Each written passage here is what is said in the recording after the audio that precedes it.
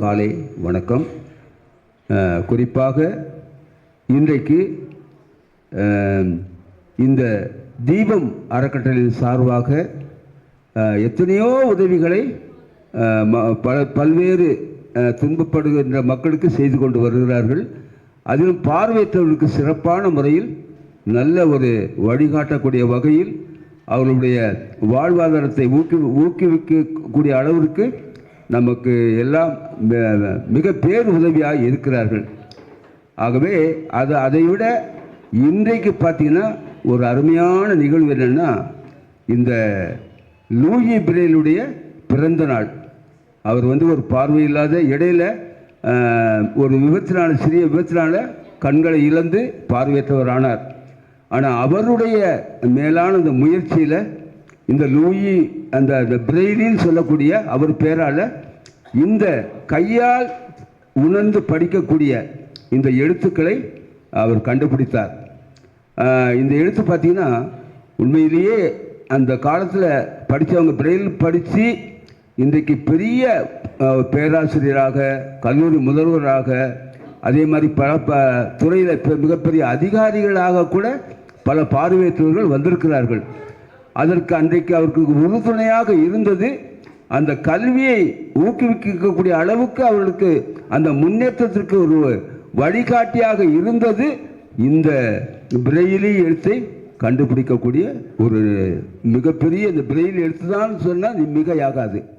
ஆகவே இன்னைக்கு பார்த்தீங்கன்னா இந்த பிரெயில் எழுத்து மூலமாக இன்றைக்கு பைபிள் இருக்குது, குரான் இருக்குது, அதிலெல்லாம் இந்த எழுத்துல புத்தகங்கள் இருக்குது. இன்றைக்கு முதலாக அதாவது நம்முடைய வள்ளலாருடைய அந்த அகவல் பாராயணத்தை இந்த பிரெயில் எழுத்து மூலமாக இதை பிரிண்ட் செய்து எல்லா பார்வையற்ற மக்களும் கண்டிப்பாக இந்த எழுத்து மூலமாக அந்த அகவலை தெரிந்து கொள்ள வேண்டும் என்கின்ற ஒரு சிறந்த கருத்தை இந்த இடத்துல ஐயா பாலகிருஷ்ண ஐயா அவர்களும் ஐயா சங்கர ஐயா அவர்கள் தான் இதை மிக உன்னிப்பாக இதை உருவாக்கினார்கள். ஆகவே அவர்களுக்கு நம்ம எல்லாரும் ஒரு கைத்தட்டு கொடுக்கலாமே. அதே மாதிரி இன்றைக்கு இந்த பிரெயிலி எழுத்த கண்டிப்பாக இந்த புத்தகங்கள் யாருக்கு வழங்கப்படுகிறதோ அவங்க நிச்சயமாக இந்த புத்தகத்தை கண்ணும் கருத்துமாக பாதுகாத்து தினந்தோறும் படித்து அந்த அகவலை தெரிந்து கொள்ள வேண்டும். அந்த அகவலை ஒரு நாள் நானும் பேராசிரியர் சகாதேவ் இங்கே வந்திருந்தோம். அப்போ ஒரு அன்புக்குரிய சகோதரி படித்து காமிச்சாங்க. உண்மையிலேயே மனிதனுடைய பிறவி என்ன, அவன் எப்படி வாழ வேண்டும், எப்படி இறைவனை அடைய முடியும், இறைவனோடு எப்படி தொடர்பு கொள்ள முடியும்.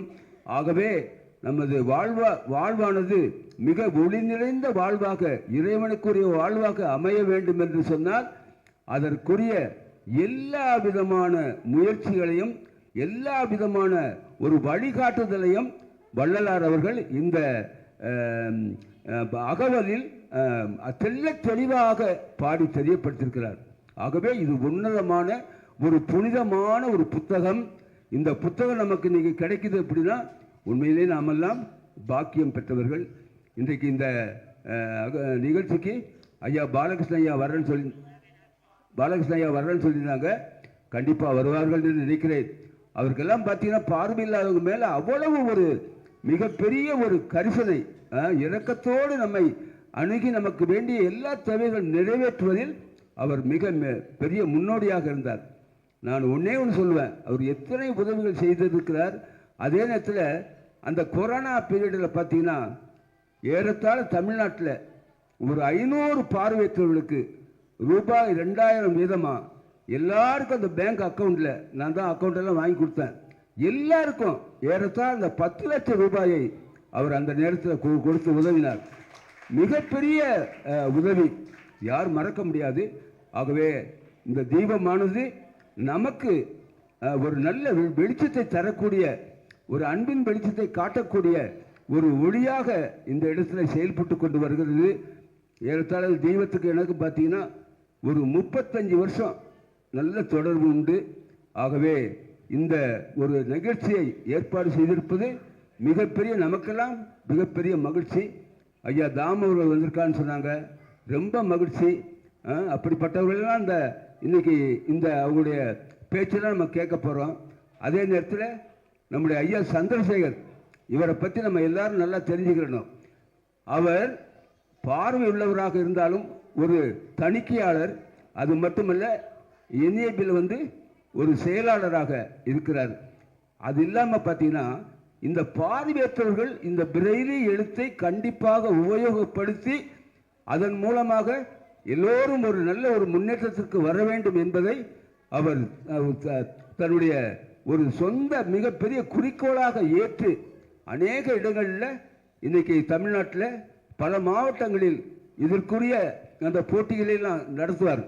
அதாவது பார்வையற்றவங்க படிக்கணும், எழுதணும், அதே நேரத்தில் அந்த எழுதின கவிதையை வாசிக்கணும் அப்படின்ற போட்டிகளெல்லாம் வைத்து அவர்களுக்கு பரிசு வழங்கி இந்த பிரெய்லி மெத்தடை நம்ம எல்லாரும் படிக்கணும் அப்படி சொல்லக்கூடிய இந்த ஒரு நிகழ்வை தமிழகத்தில் அதிகப்படியாய் ஊக்குவித்து நம்ம எல்லாம் அந்த பிரெயில் கற்றுக்கொள்ள வேண்டும் என்கின்ற அந்த ஒரு நல்ல ஒரு விழிப்புணர்வை ஏற்படுத்தியவர் நம்முடைய ஐயா சந்திரசேகர் அவர்கள் இங்கே வந்திருக்கிறார்கள்.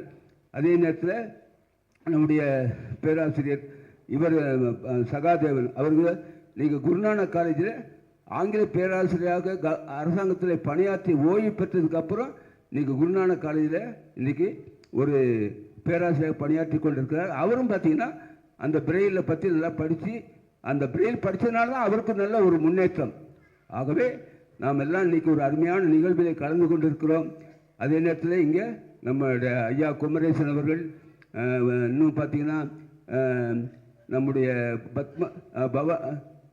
நாராயணமூர்த்தி ஐயா, எல்லாரும் நிறைய பேர் வந்திருக்காங்க. ஆகவே இந்த அருமையான நிகழ்வுக்கு வருகை தந்திருக்கின்ற அத்தனை பேருக்கும் நான் நன்றி கூறுகிறேன்.